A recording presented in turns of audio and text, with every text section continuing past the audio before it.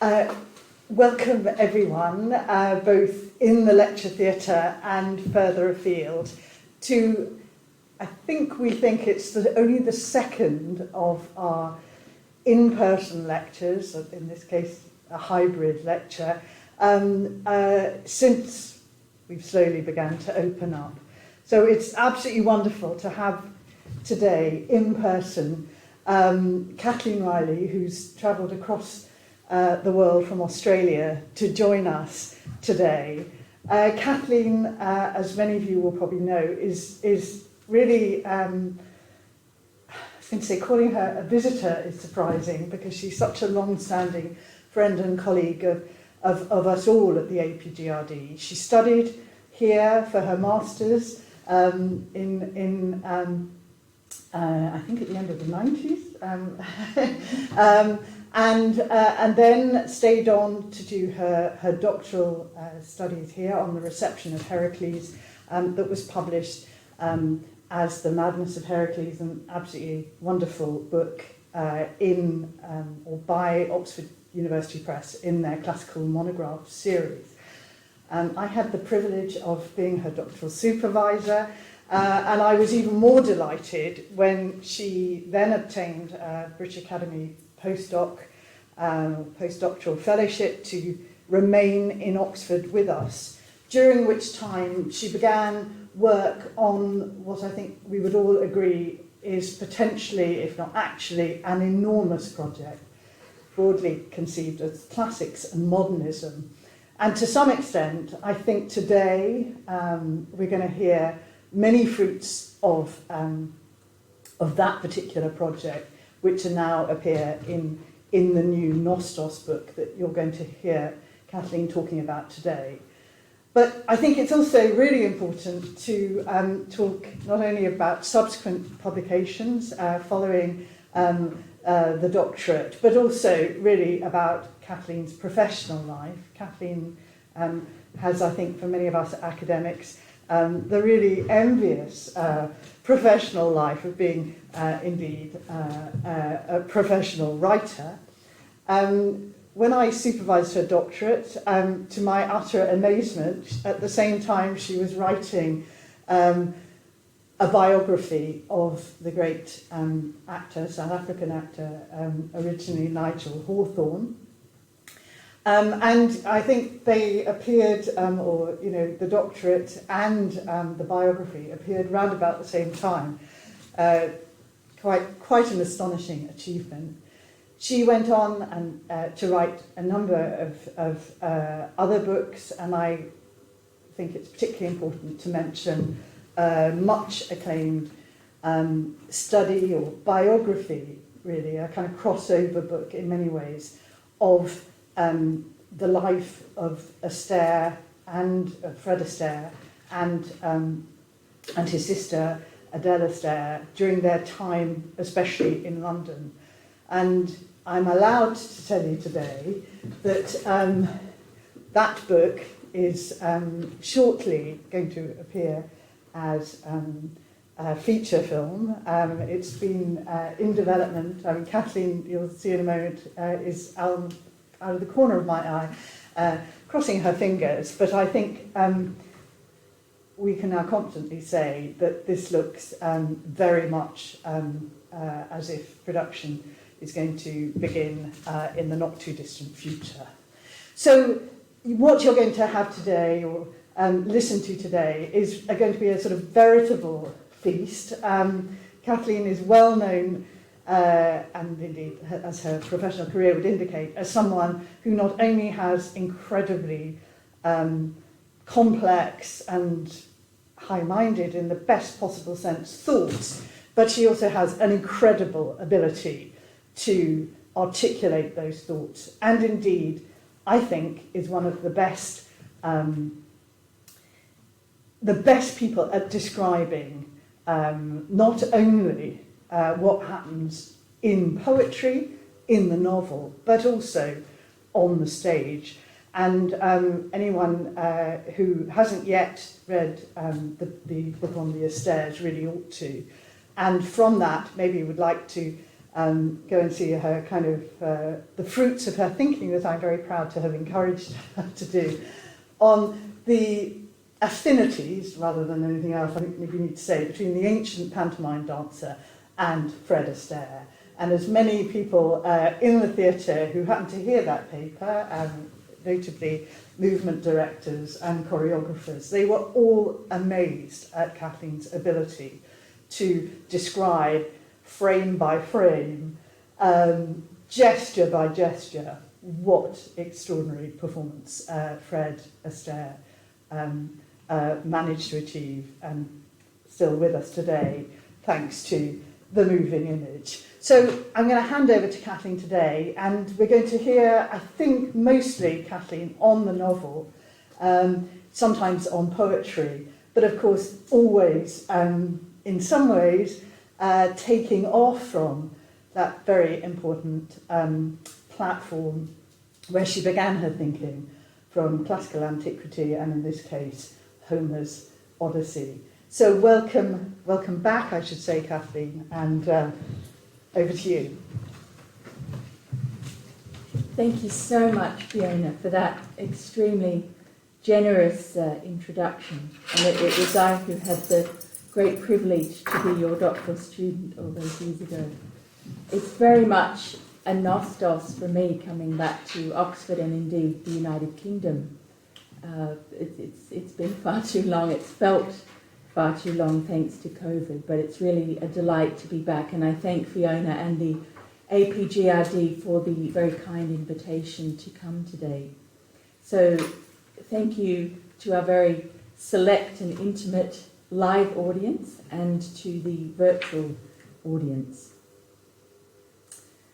On the 28th of July, 1940, the Austrian Jewish writer Stefan Zweig, the most translated author of his day, gave an interview to the New York Times under the heading "The Future of Writing in a World War," in which he observed, "On each ship, in each travel bureau, in each consulate, one may hear from quite unimportant, anonymous people the stories of adventures and pilgrimages which are no less dangerous and thrilling than those of Odysseus.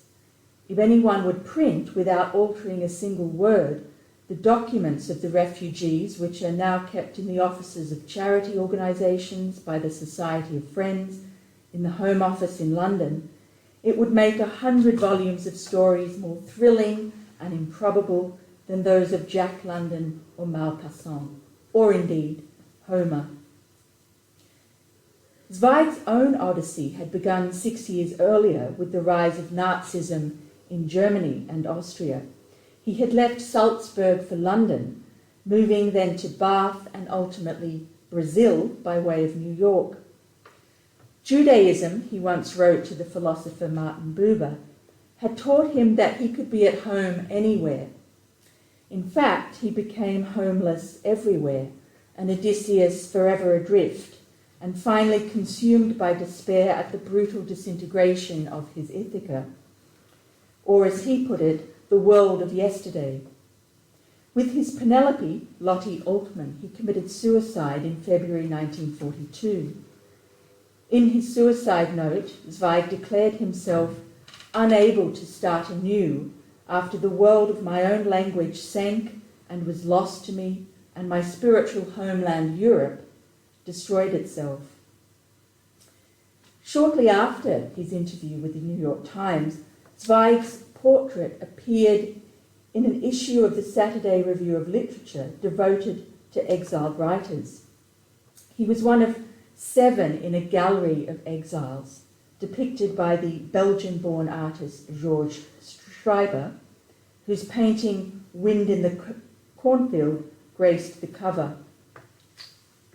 The opening essay of this special edition was by the young crime novelist Benjamin Appel, who took as his epigraph a quote from the letter of a refugee writer, bleakly echoing Zweig's earlier observation.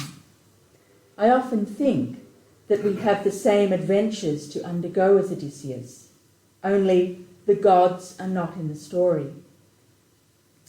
If we spool forward 82 years to another American literary magazine, we find striking snapshots documenting the anonymous odysseys of the displaced from a new European conflict.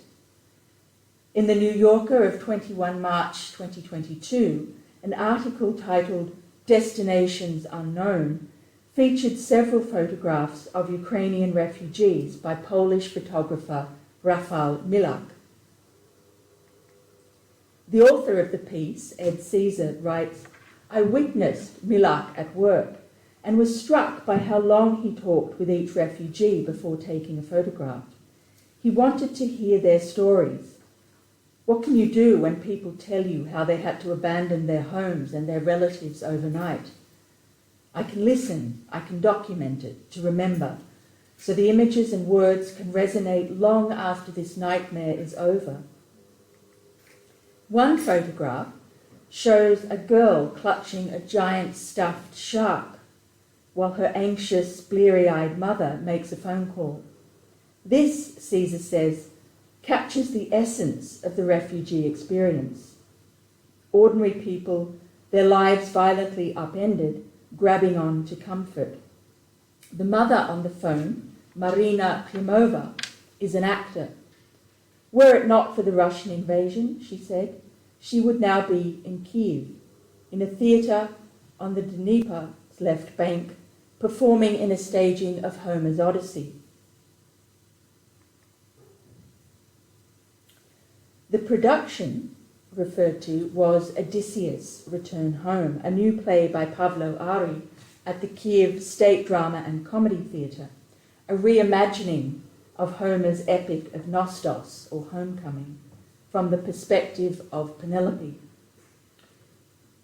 Overnight, this stage Penelope was forced to flee Ukraine to take her child to safety. But as she told Rafał Milak, she was determined to return alone and join the resistance, to fight for the survival of her Ithaca. At the same time, on the other side of the world, Melbourne-based artist Stanislava Pinchuk, who was born in the Ukrainian province of Kharkiv, was presenting her sculptural installation, The Wine Dark Sea, at the Adelaide Biennial of Australian Art. Carved onto the marble forms that comprise the Wine Dark Sea are passages extracted from Homer's Odyssey, interpolated with near-identical phrases from leaked cables and notes from investigative journalists, these originating from Australia's offshore detention centres at Nauru and Manus Island. "I hope there's a certain universality to the work," she told an interviewer. "This could be a work about Manus, Nauru. It could be a work about Ukraine, about Syria, about Yemen, about Palestine, about Bosnia, a myriad of places. Odysseus is in some ways all of us." I began writing my book, Imagining Ithaca, in the centenary year of the First World War, Armistice 2018, and was struck then by another attempt to document or render less anonymous individual odysseys brought about by war, or in this case, homecomings that were never realised. I refer to a project undertaken that year by a British artist, Guy Denning, in the small Breton village of La Fouillée in northern France, which had lost 112 of its male residents in the Great War. That was a tenth of the village's population at the time. Denning's aim was not only to honour the memory of this lost generation of villagers, but also to restore its visual presence. He executed 112 life-size drawings of the soldiers using charcoal on brown wrapping paper, and then he pasted them on the walls of the village square. Silently eloquent sentinels of time, these resurrected portraits in their various informal attitudes constitute a symbolic homecoming, but as symbols they purposely lack the lapidary permanence of the village's little cenotaph with its solitary stone soldier resting at arms. Instead, Denning explained, the wind, rain, and time would slowly take this modern gesture of a memorial away again. But to my mind, he said, that seemed quite appropriate, to make a clear note of intent to realise their presence again and to watch as that presence slowly leaves us. So 1918 became the starting point and an important through line for my exploration of Nostos, a period when returning soldiers, repatriated prisoners and refugees were adjusting to the estranged world of peacetime complexity. And of course, when families and communities were confronting the tragedy of those who did not return home. In terms of the cultural imagination, the end of the First World War marks a critical juncture in the history of homecoming. In his preface to The Great War and Modern Memory, Paul Fussell spoke of the way the dynamics and iconography of the Great War have proved crucial political, rhetorical, and artistic determinants on subsequent life. At the same time the war was relying on inherited myth, it was generating new myth, and that myth is part of the fibre of our own lives. The Second World War ushered in the atomic age, but it was the so-called war to end all wars that changed the modern world utterly and engendered a pervasive sense of irrevocability, of lost innocence. In its transformative wake, elusive Nostos, or impossible Nostos, became a major preoccupation of modernist literature, epitomised, if you like, by the green light at the end of Daisy's dock in J. Gatsby's pursuit of a dream that was already behind him. And then the end point of my exploration turned out to be the COVID pandemic. So 100 years was my time frame, and I set about choosing works of literature and film from that century, the century dividing these two historic events. I chose works that I believed had something interesting to say about the idea of Nostos, or that exemplified a particular aspect of nostalgia and nostalgic longing. The final choice of 23 texts, with many others mentioned along the way, is inevitably highly selective, but also deliberately eclectic. It includes works that consciously reference or rewrite Homer's Odyssey, to give two examples. John Ford's 1940 film The Long Voyage Home, and Njabulu Ndebele's 2003 novel The Cry of Winnie Mandela, which focuses very much on the perspective of Penelope, or a series of Penelopes, as well as other less obvious receptions. So I've considered in detail the act and more often the impossibility of returning, not merely from the point of view of Odysseus, but, as I say, from the perspective of Penelope, the wife who awaits the hero's return, of Telemachus, the son in search of his father, and of Laertes, the aged father reunited with his long-lost son. And alongside Telemachus' Odyssey, I've looked at the filial quest of Pius Aeneas, his pivotal encounter in the underworld with his deceased father Anchises in Book 6 of Virgil's Aeneid, especially with regard to the poetry of Seamus Heaney. So my focus is not exclusively Odyssean by any means, but it is always Ithacan, which is to say that what unites the works I discuss and their diverse creators is a way of defining and imagining home, of viewing Ithaca from a distance, whether that distance is created by the upheaval of war, by the anguish of mental illness, by self-imposed exile, by growing up, or by being born too late. One of the things I examine is the sheer potency and mystique of the idea of home or Ithaca.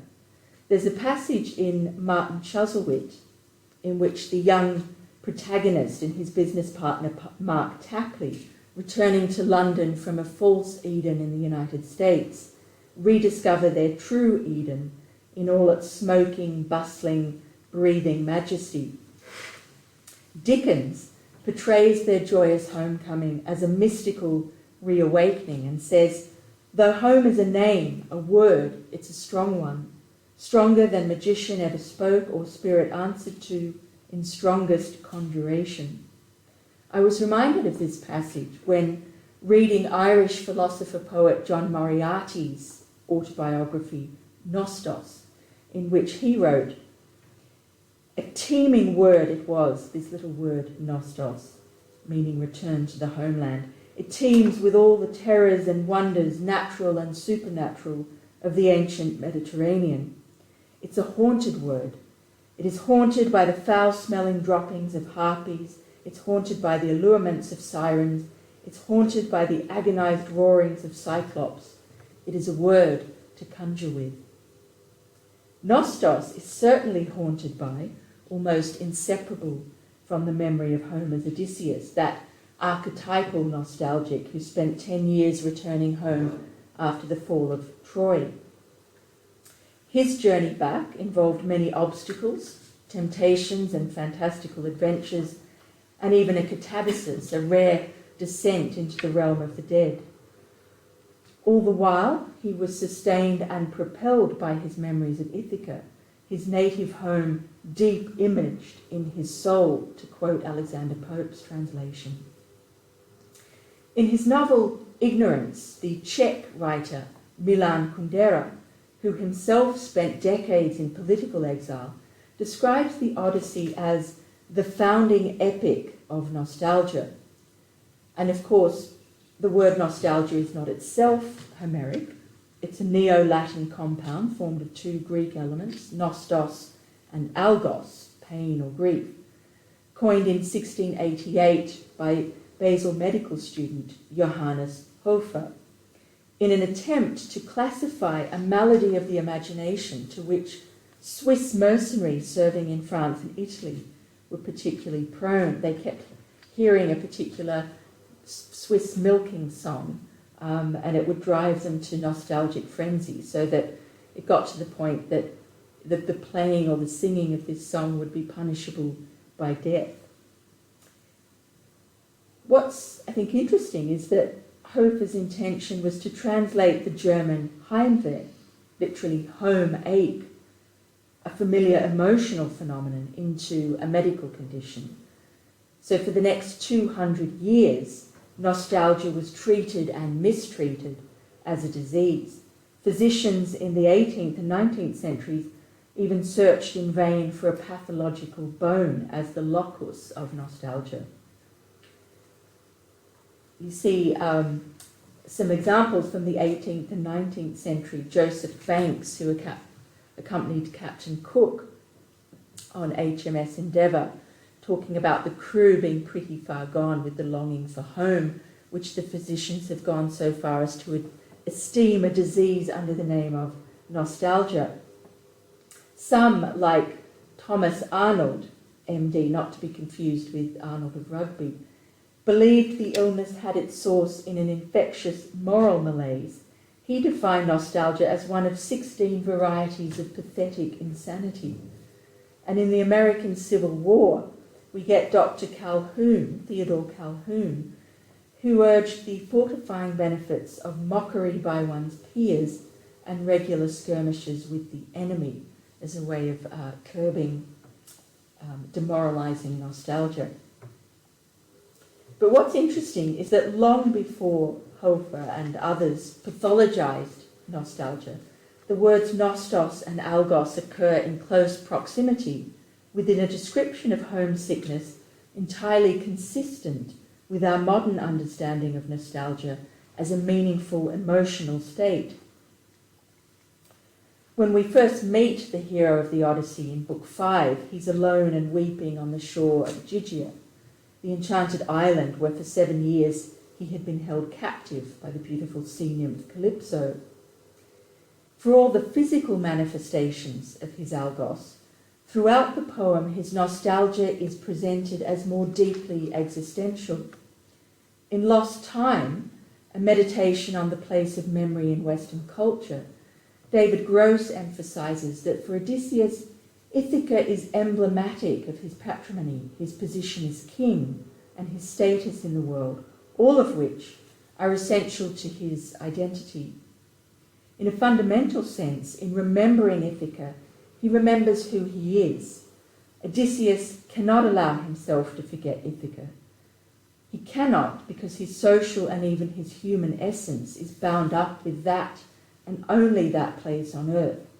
For this reason, Odysseus rejects Calypso's offer of immortality and her warnings of the hardships ahead should he set sail for home. Just as Achilles fulfilled his destiny in a young, glorious death at Troy, Odysseus, yearning only to catch sight of the smoke curling up from his own land, fulfills his through survival and return. So at what point did we, in effect, return to or embrace this Odyssean understanding of nostalgia? Well, there's a clue in Immanuel Kant's Anthropology from a Pragmatic Point of View, where Kant notices that when sufferers of the mal du Suisse, i.e. nostalgia, return home, they're greatly disappointed in their expectations and also find their homesickness cured. To be sure, they think that this is because everything there has changed a great deal. But in fact, it's because they cannot bring back their youth there. Kant is indicating the inherent impossibility of Nostos and foreshadowing a broader, less tangible definition of nostalgia. In the late 19th and 20th centuries, early 20th centuries, nostalgia was effectively demedicalized and reverted, we might say, to its Odyssean roots as an emotional, even existential condition with an Ithacan focus. At the same time, Ithaca, as an abstraction, acquired a temporal aspect. In reaction to a period of rapid industrialization and social change, the longing for lost time was as intense as any for a specific place, and the search for it could be instantly provoked by a petty madeleine soaked in tea, the golden bough that gave Marcel Proust entry to a vast underworld of memory. We can see this movement reflected in the visual arts. So, for example, if we turn to the two great rivals of English landscape painting, John Constable and J.M.W. Turner, here we have Constable's West End Fields of 1822 depicting an Arcadian idyll soon to be transformed by the coming of the railways. 2 decades later, Turner's masterpiece, Rain, Steam and Speed, shows the most advanced locomotive of the time, hurtling forth almost out of the canvas and into the future, the apotheosis of the age of steam.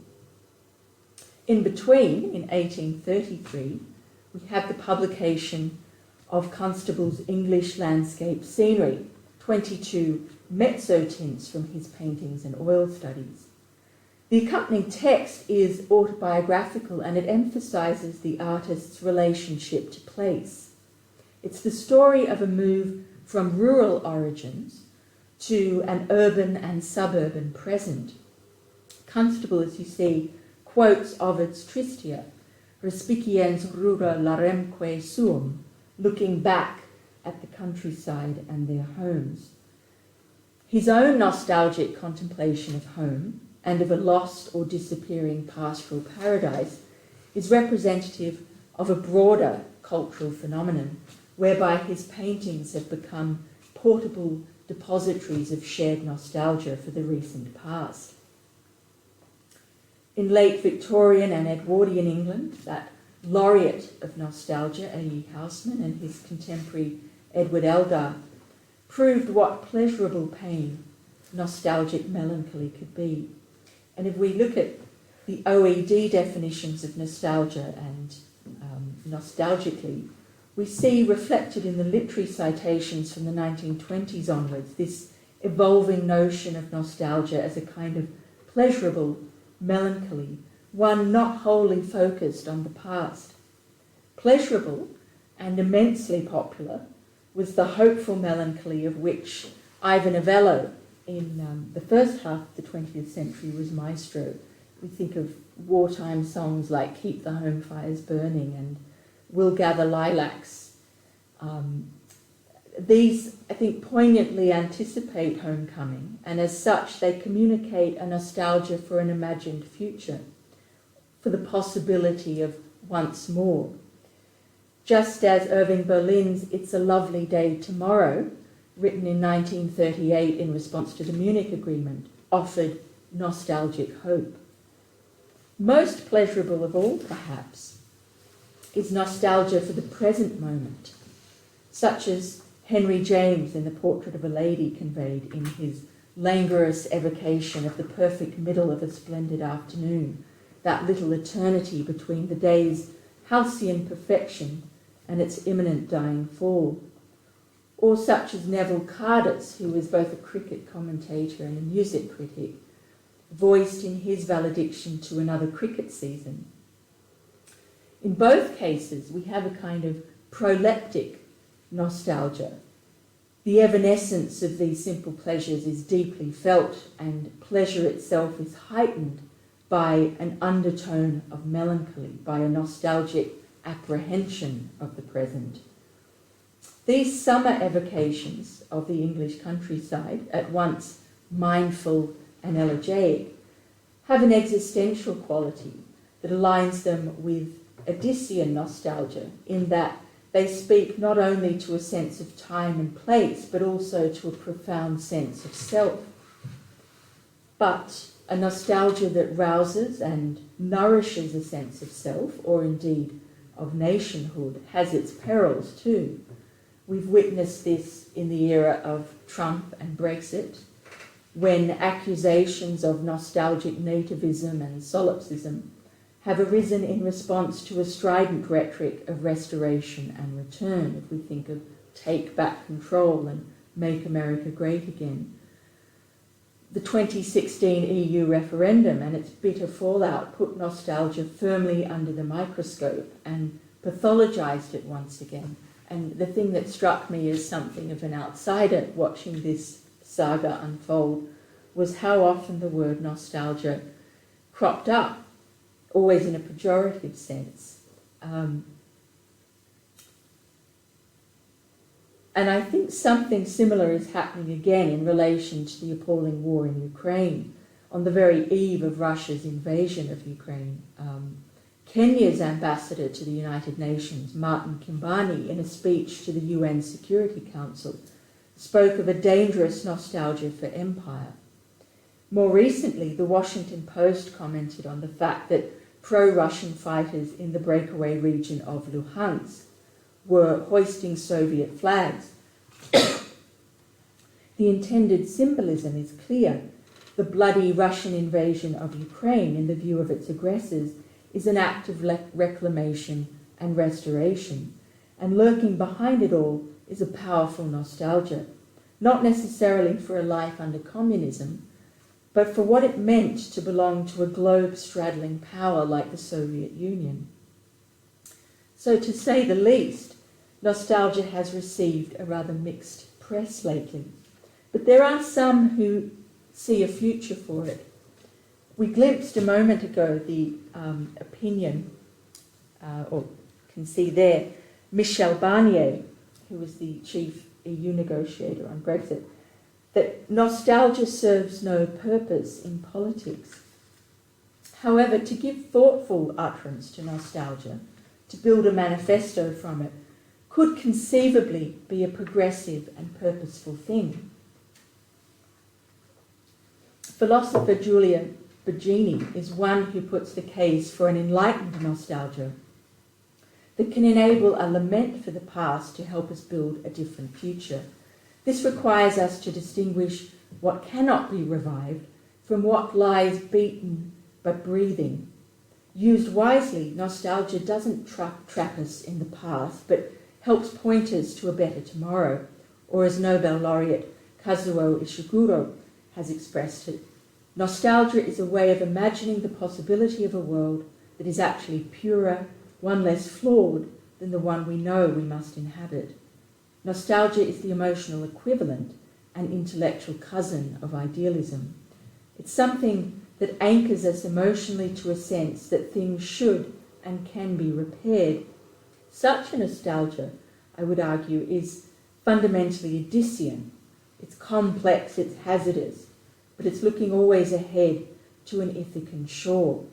And in the remaining time, I'm going to explore this idea of the Ithacan shore and what it's meant to, in the case of 2 or 3 very different groups of people experiencing particular forms of displacement. In 1948, MGM released Homecoming, a romantic drama directed by Mervyn LeRoy and starring Clark Gable and Lana Turner. The film contains overt allusions to Homer's Odyssey. Gable's character, for instance, is called Colonel Ulysses Johnson and his wife is Penny. But it was actually The Best Years of Our Lives, released 2 years earlier, just after the Second World War, that was a more shrewdly and more meaningfully Homeric study of homecoming. Produced by Samuel Goldwyn, directed by William Wyler, and with a screenplay by Robert E. Sherwood, The Best Years is in fact a tripartite odyssey about 3 returning servicemen and 3 corresponding Penelope figures. It had its genesis in a short but potent article for Time magazine, which Frances Goldwyn, Samuel Goldwyn's wife, had urged her husband to read. The Way Home, as it was called, depicted the transcontinental railroad journey taken by 370 members of the 1st Marine Division who were heading home for a 30-day furlough after 27 months of battle. The men had dubbed the train Home Again Special. And I think 2 things about the piece must have particularly impressed the Goldwyns, whose own 17-year-old son had recently enlisted in the army. One is this accompanying photograph of the Pullman car, on the side of which is chalked in large letters the phrase "Home Again."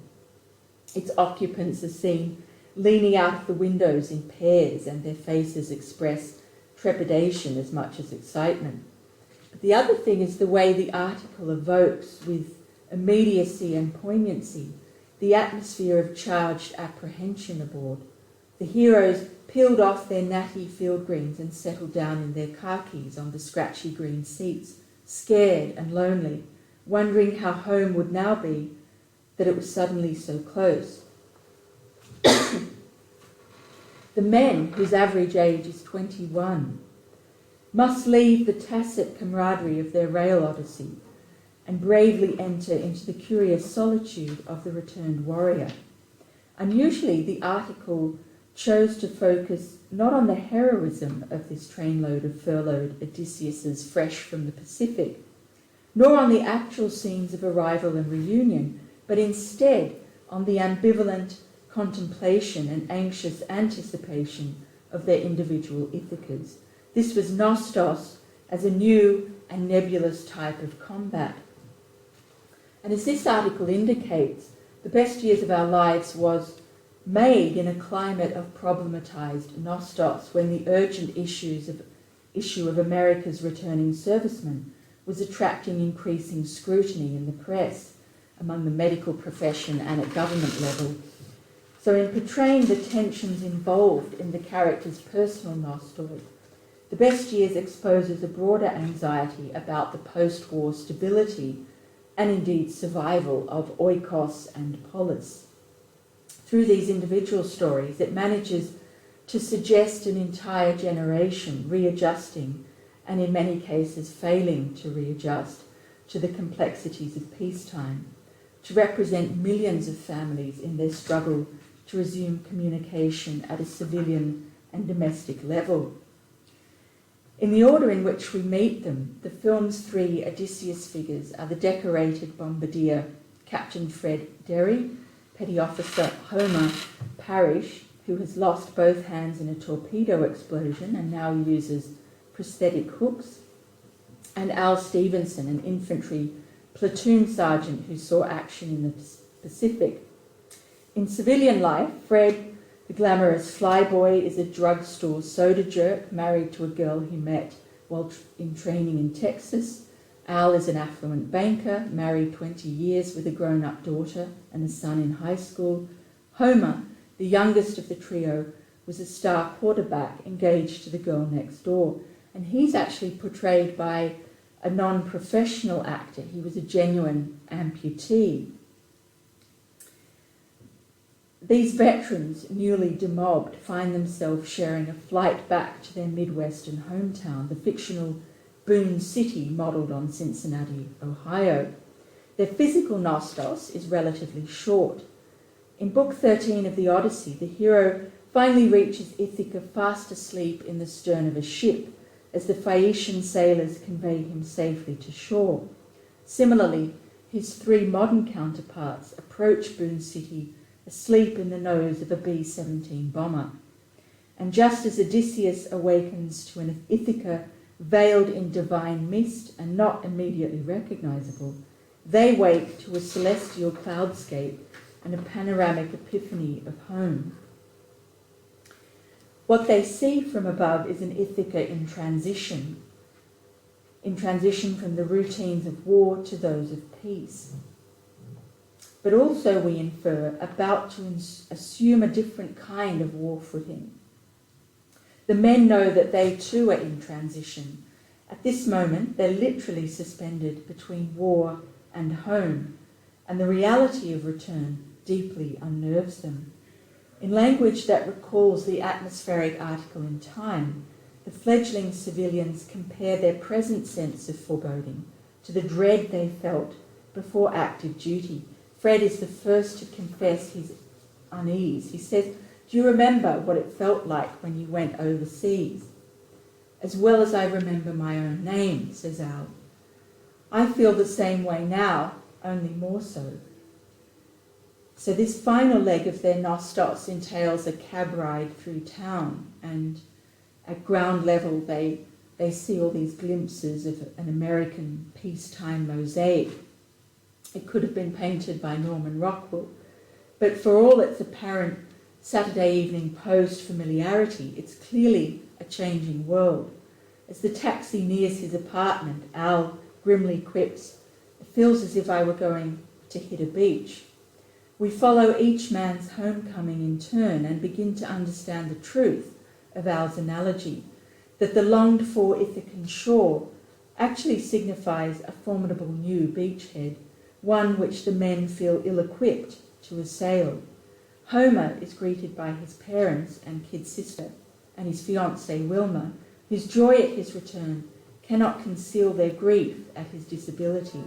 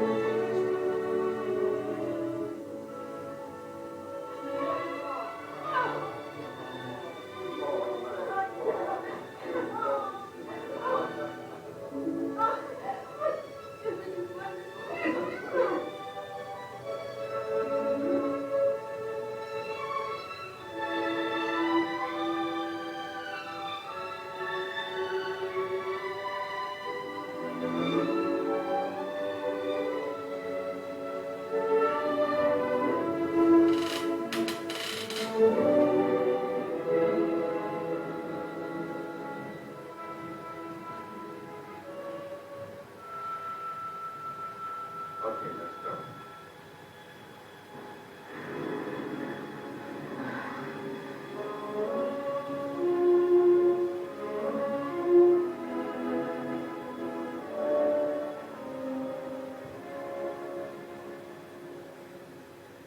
Well, oh, I'll count.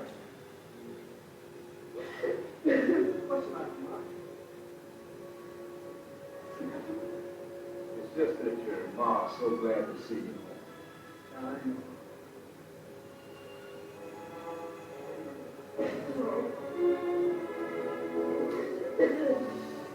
Under constraints of time, I won't tell you how each Nostos turns out or detail all the film's Homeric parallels, but I will say that as a post-war odyssey, The Best Years of Our Lives was groundbreaking in its simple and believable depiction of the Ithacan shore as a frightening new beachhead for Odysseus and Penelope alike. In the decades since, and with each subsequent and morally less certain conflict, American cinema has returned to the problem of Nostos. The Vietnam War inspired such modern odysseys as Coming Home, The Deer Hunter, Born on the 4th of July, while the Iraq War gave us Home of the Brave and Stop Loss. 25-year-old Bill Molden, the outstanding cartoonist of World War II, described The Best Years as the first real honest-to-God, sincere thing I've seen about the war and its aftermath. His memoir, Back Home, published in 1947, chronicles his own Nostos and that of a nation navigating its way through unemployment, a housing crisis, and anti-GI prejudice. One of his post-war cartoons in his book Back Home shows 3 veterans in a convalescent ward, among them a blinded soldier, and in a line that echoes the prevailing mood of estrangement in The Best Years, the caption reads, "We ain't no lost generation, we just been mislaid." I want to just briefly mention Eric Maria Remarque's All Quiet on the Western Front, because it makes for an interesting comparison with The Best Years. If you remember back when Bob Dylan was given the Nobel Prize for Literature, in his rather unconventional Nobel lecture, he cited 3 books that in grammar school had left an imprint of their principles and sensibilities on his soul and subsequently worked their way into his music. 2 of those books were All Quiet on the Western Front and Homer's Odyssey. And the juxtaposition is interesting because although he's not explicitly looking for thematic connections between the 2 works, Dylan manages to identify the thing that both unites and distinguishes them, the idea of Nostos. The Odyssey, he says, is a strange, adventurous tale of a grown-up man trying to get home after fighting in a war.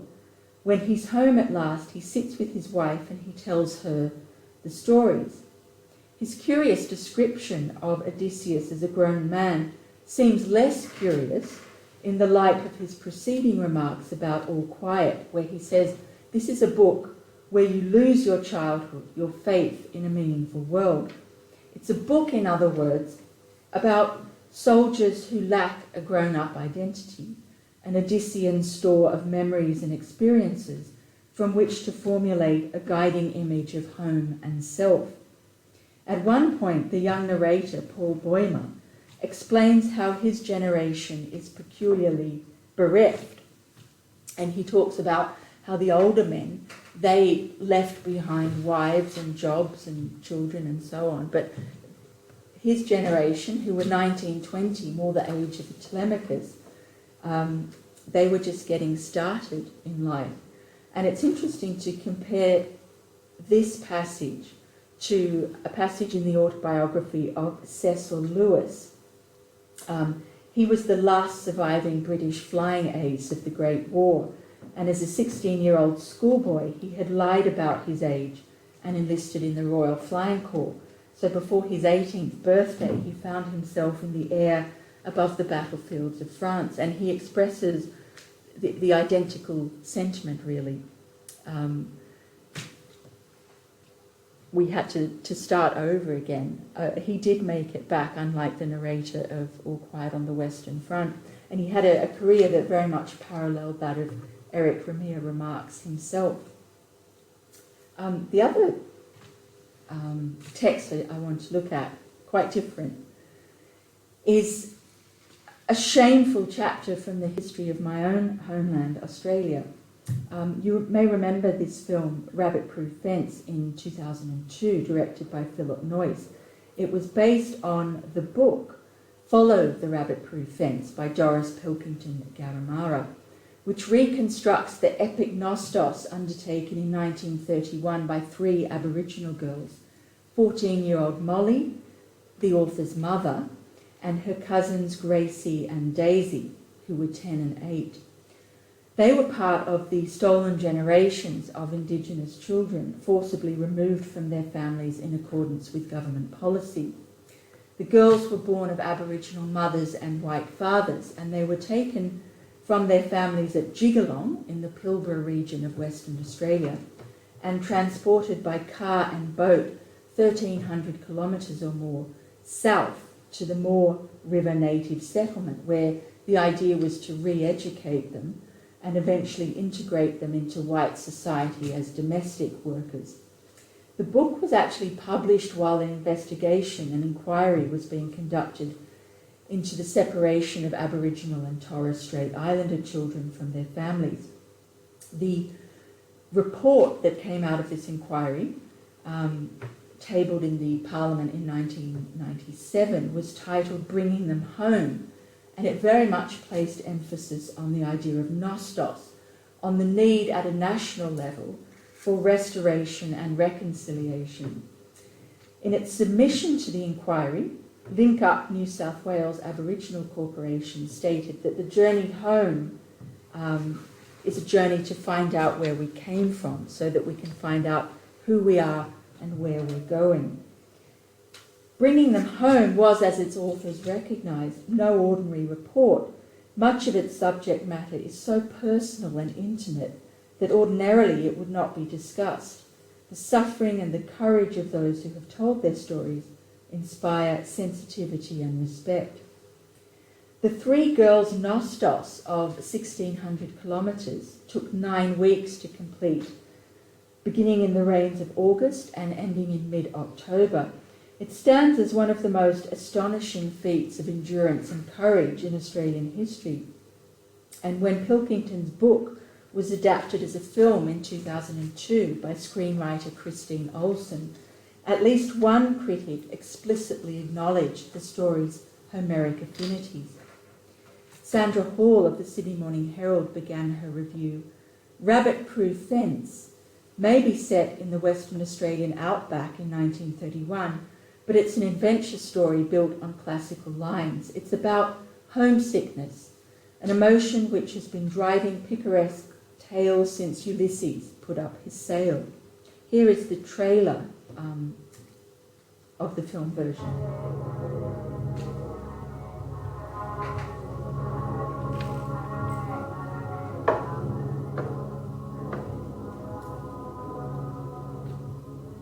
Every Aboriginal born in this state comes under my control.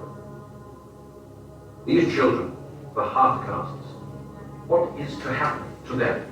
They cannot be left as they are. Our task is to take them from their primitive world and teach them right from wrong. Delivery goes, boy!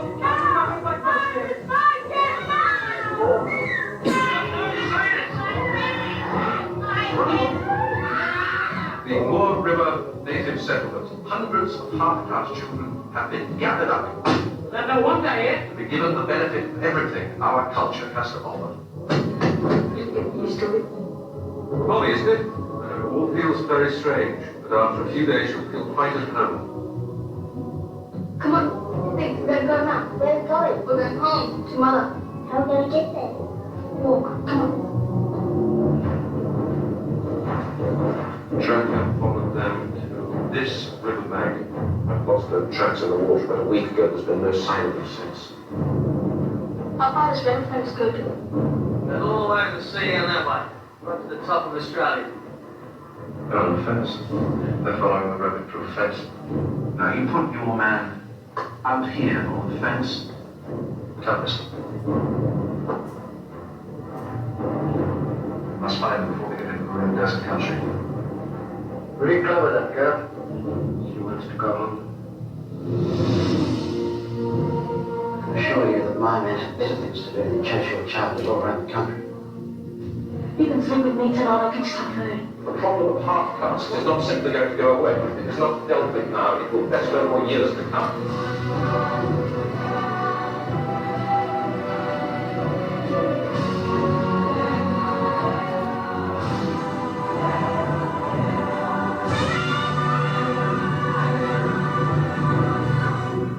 face an uphill battle, they would only understand what we are trying to do for them.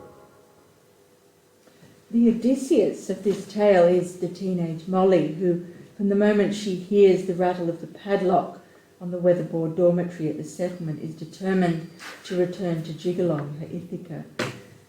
She's a young woman worthy of the Odyssean epithet polytropos, of many turns. A natural leader, she's full of guile and resourcefulness and ever watchful. And like Odysseus, Molly is sustained and propelled by her longing for an Ithaca inseparable from her sense of self, for a home that is embedded in her soul. At the settlement, the children were taught to reject their indigenous heritage, and they were punished for using their traditional language. In some cases, their names were changed by their new guardians. But in defiantly retaining her conception of home and trusting in her native metis, or wisdom, know-how, Molly makes possible a seemingly impossible Nostos, because the wilderness was her kin. It always provided shelter, food, and sustenance. She had learnt and developed bushcraft skills and survival techniques from an expert, her stepfather, a former nomad from the desert. So they cover vast tracts of treacherous bushland, keeping just days ahead of their would-be captors. The Poseidon of this story, who tries to thwart the trio's homecoming, is the imperially named Octavius Neville, the chief protector of Aborigines in Western Australia. In the book, he's just a remote bureaucratic figure, an institutional seal rather than a malign presence. But in the film, his character's more fully and controversially developed, where he's ascribed this godlike omnipotence and portrayed as a misguided ideologue who believes earnestly in the rectitude and the ultimate benevolence of the policies he administers. The expedient of biological absorption, which he advocated, aimed to achieve a state of collective amnesia. Gradually, Aboriginal racial characteristics would disappear, and as a consequence, the memory of Australia's first inhabitants would be neatly extinguished. That's why it was important for the children at the settlements to be purged of the things of home, chiefly their native language. But as Molly's story illustrates, home is where one's spirit lives, and as such, it cannot be easily supplanted or relinquished. One testimony reproduced in bringing them home came from a South Australian woman, Fiona, who at the age of 5 had been sent to the United Aborigines Mission in Udinata. She and her 4-year-old cousin had tried to escape and return home to their community at Ernabella. But she and her sisters and cousins, although they'd been well treated by the missionaries, geographically and spiritually, they seemed to be getting further and further away from their people. Home to them meant their own language, and once that was taken away, she said, we lost a part of that very soul. In the Odyssey, the culmination of the hero's Nostos is a literal reawakening and a symbolic rebirth. When Odysseus, conveyed by the Phaeacians, reaches the shore of Ithaca, he succumbed to sweet sleep, a welcome sleep with no waking, very like death. Athena has poured a mist about him so that when he wakes, he does not immediately recognize his homeland. As the goddess lifts the veil of mist, Ithaca is revealed in all its splendour and familiarity.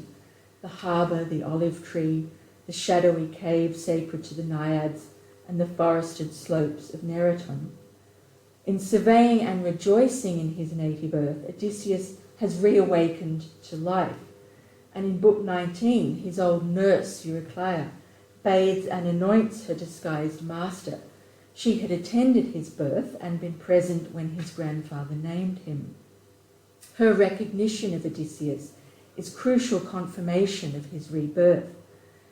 In Follow the Rabbit-Proof Fence, Pilkington similarly depicts the girl's homecoming as a rebirth, a return to life. Near the end of the Mammoth Trek, Gracie, worn out and rebellious, leaves her cousins and travels on alone to Walloona, where she's heard that her mother is living. Molly and Daisy continue doggedly all the way to Jigalong, and on the final stretch of their journey, they arrive at a campsite where Molly's aunt is living. There, they sank gratefully into the warm bath their aunt had prepared for them, their first in several weeks, and slept long and soundly.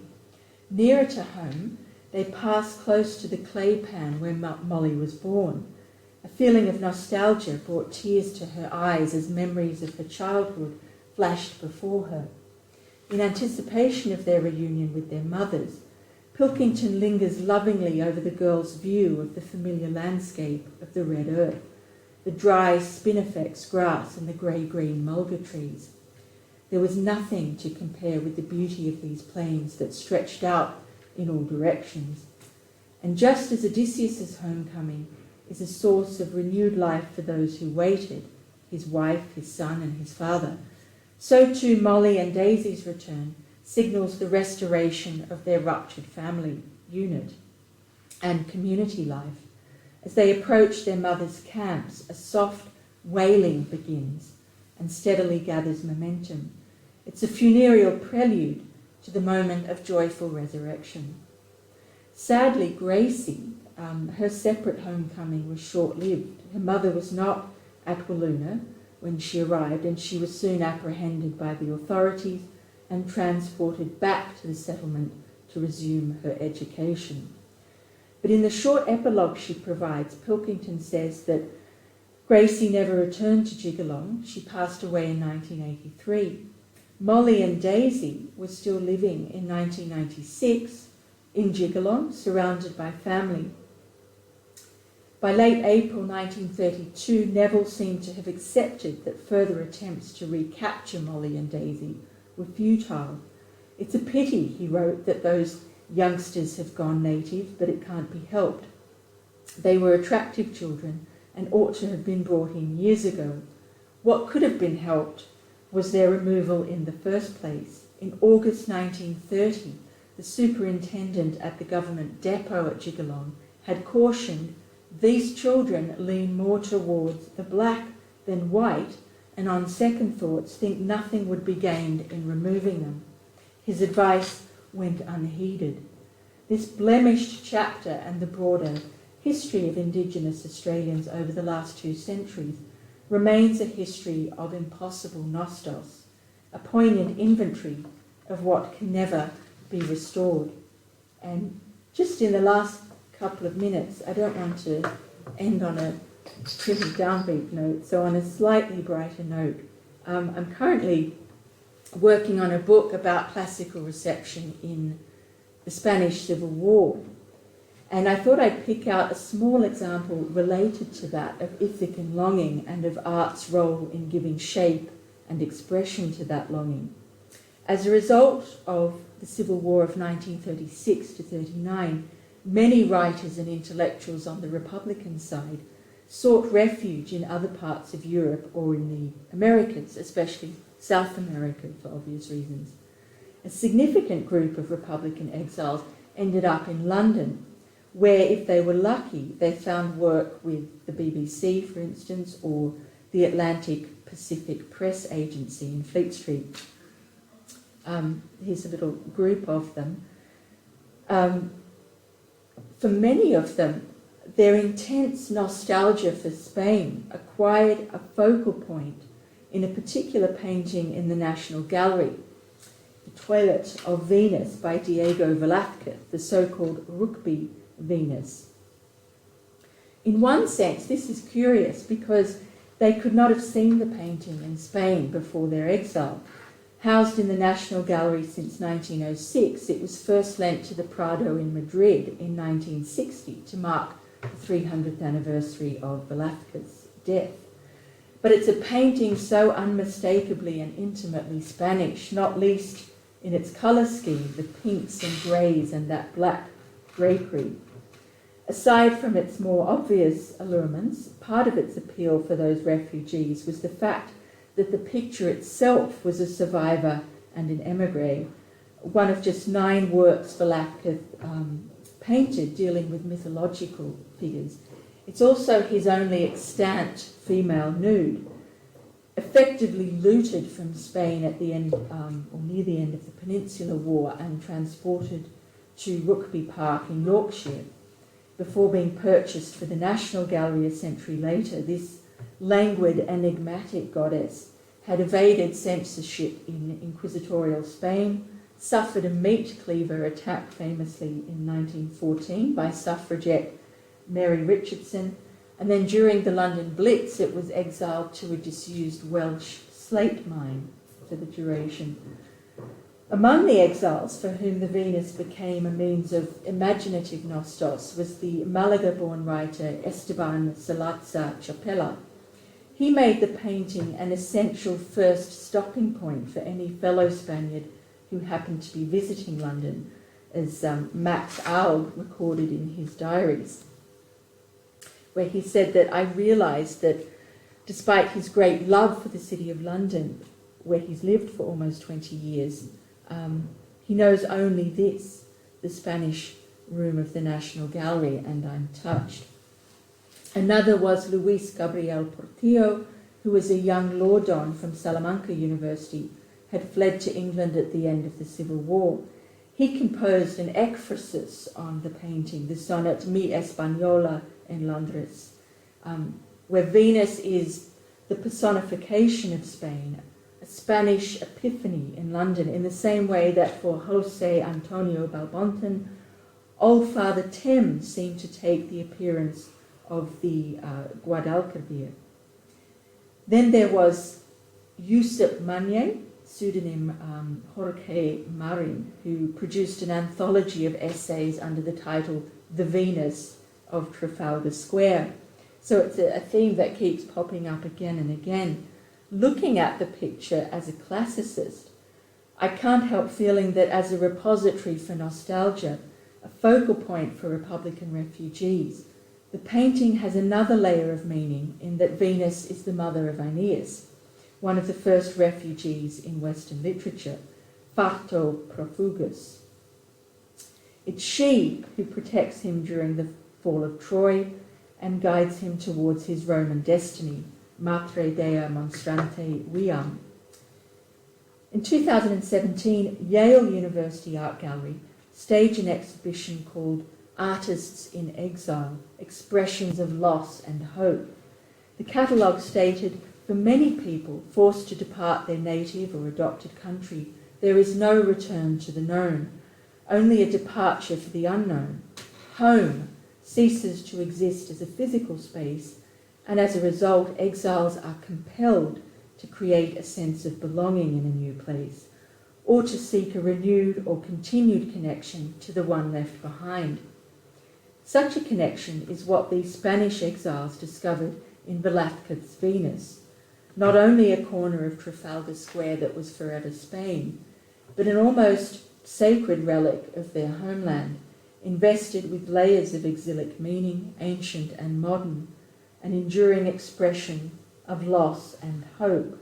And I leave you with the image of a less famous painting, one that I chose as the cover of my book. It's by Irish artist Martin Gale, and titled View from Inishbofin. Inishbofin is a small island off the coast of Connemara, County Galway, and it was once, as legend has it, an enchanted island that floated to and fro, veiled in mist.